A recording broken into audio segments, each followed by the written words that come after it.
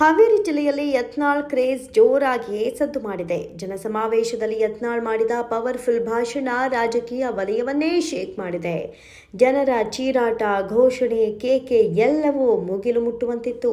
ಹಿಂದೂಗಳ ತಂಟೆಗೆ ಬಂದರೆ ಢಮ್ ಅನಿಸುತ್ತೀನಿ ಅಂತ ಯತ್ನಾಳ್ ಘರ್ಜಿಸಿದಾಗ ಜನರ ಜೇಂಕಾರ ಪ್ರತಿಧ್ವನಿಸಿತು. ಒಟ್ಟಾರೆ ಹಾನಗಲ್ನಲ್ಲಿ ಯತ್ನಾಳ್ರ ಜನಪ್ರಿಯತೆ ವಿರೋಧಿಗಳಿಗೆ ಮಾತೇ ಸಿಗದಂತಾಗಿದೆ. ಯತ್ನಾಳ್ ಮತ್ತು ಮಾಜಿ ಸಿಎಂ ಬಸವರಾಜ ಬೊಮ್ಮಾಯಿ ಒಂದೇ ವೇದಿಕೆ ಹಂಚಿಕೊಂಡಿದ್ದು ತುಂಬಾನೇ ವಿಶೇಷವಾಗಿತ್ತು. ಅದೇ ವೇದಿಕೆ ಮೇಲೆ ಯತ್ನಾಳ್ ಬಹಿರಂಗಪಡಿಸಿದ ಮಾತು ರಾಜ್ಯ ರಾಜಕೀಯಕ್ಕೆ ಹೊಸ ಆಯಾಮ ನೀಡಿದೆ. ಯತ್ನಾಳ್ ಮಾತನಾಡಿ, ಇವತ್ತು ಬೊಮ್ಮಾಯಿ ಅವರು ನನ್ನ ಪಕ್ಕದಲ್ಲಿ ಕೂತು ಹೇಳಿದ್ರು, ಯತ್ನಾಳ್ರೇ ನೀವು ಬಿಜೆಪಿಗೆ ಬರಬೇಕು, ಇಲ್ಲಾಂದ್ರೆ ನಮ್ಮ ಪಕ್ಷಕ್ಕೆ ಭವಿಷ್ಯ ಇಲ್ಲ ಅಂತ.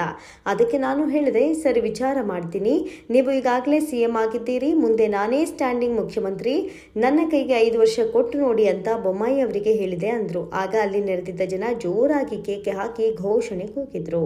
ಯತ್ನಾಳ್ ಇಷ್ಟಕ್ಕೆ ಸುಮ್ಮನಾಗದೆ ತಮ್ಮ ಭವಿಷ್ಯದ ಯೋಜನೆಯನ್ನ ಜನರ ನಡುವೆ ಚರ್ಚೆಗೆ ತಂದುಬಿಟ್ರು.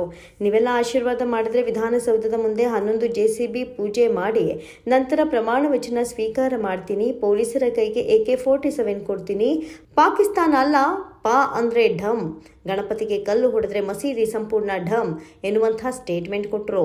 ಕ್ಷಣಾರ್ಧದಲ್ಲಿ ಯತ್ನಾಳ್ ಅವರ ಈ ಮಾತು ವೈರಲ್ ಆಯಿತು. ಜೊತೆಗೆ ನೀವೆಲ್ಲ ಗಟ್ಟಿಯಾದ್ರೆ ನನ್ನ ಆರತಿ ಬೆಳಗಿ ಜೈ ಶ್ರೀರಾಮ್ ಅಂತ ಹೇಳಿ ಬಿಜೆಪಿ ಪಕ್ಷದವರು ಬಂದು ಕರೆದೊಯ್ತಾರೆ ಮತ್ತು ಮುಂದಿನ ಮುಖ್ಯಮಂತ್ರಿ ಅಭ್ಯರ್ಥಿ ಬಸವರಾಜ ಪಾಟೀಲ್ ಯತ್ನಾಳ್ ಅಂತ ಪ್ರಕಟಣೆ ಮಾಡ್ತಾರೆ ಅಂತ ಜಬರ್ದಸ್ತ್ ಆಗಿ ಡೈಲಾಗ್ ಹೊಡೆದ್ರು.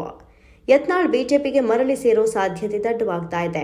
ಯತ್ನಾಳ್ರನ್ನ ಮತ್ತೆ ಪಕ್ಷಕ್ಕೆ ಕರೆತರಲು ಹಿರಿಯ ನಾಯಕರು ಒತ್ತಡ ಹೇರ್ತಿದ್ದಾರೆ ಎಂಬ ಮಾತುಗಳು ಈಗ ಜೋರಾಗಿವೆ.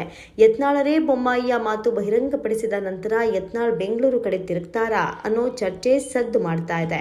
ಮರಳಿದ್ರೆ ಉತ್ತರ ಕರ್ನಾಟಕದಲ್ಲಿ ಬಿಜೆಪಿಗೆ ಭಾರಿ ಶಕ್ತಿ ತುಂಬಲಿದೆ ಅನ್ನೋ ನಂಬಿಕೆ ಬಿಜೆಪಿಯ ಕ್ಯಾಂಪ್ನಲ್ಲಿದೆ.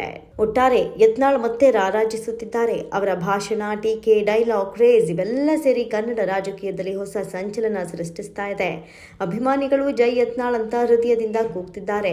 ವಿರೋಧಿಗಳು ವಿವಾದಾತ್ಮಕ ಹೇಳಿಕೆ ಅಂತ ಟೀಕಿಸುತ್ತಿದ್ದಾರೆ. ಆದರೆ ಸ್ಟೇಜ್ ಮೇಲೆ ನಡೆದ ಭಾಷಣ ಮತ್ತು ಜನರ ಸಂಖ್ಯೆಯನ್ನು ನೋಡಿದ್ರೆ ಯತ್ನಾಳ್ ಮುಂಬರುವ ದಿನಗಳಲ್ಲಿ ಇನ್ನಷ್ಟು ಆಕ್ರೋಶಭರಿತ ವಿವಾದಾತ್ಮಕ ಭಾಷಣ ಮಾಡೋದು ಖಂಡಿತ. ಯತ್ನಾಳ್ ಸ್ವಲ್ಪ ತಾಳ್ಮೆ ವಹಿಸಿದ್ರೆ ಅವರು ಅಂದುಕೊಂಡಿದ್ದನ್ನ ಸಾಧಿಸಬಹುದು ಅನ್ನೋದು ಆಪ್ತ ವಲಯದ ಮಾತು.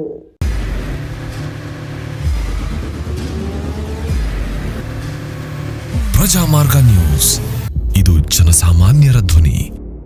ನಮಸ್ಕಾರ.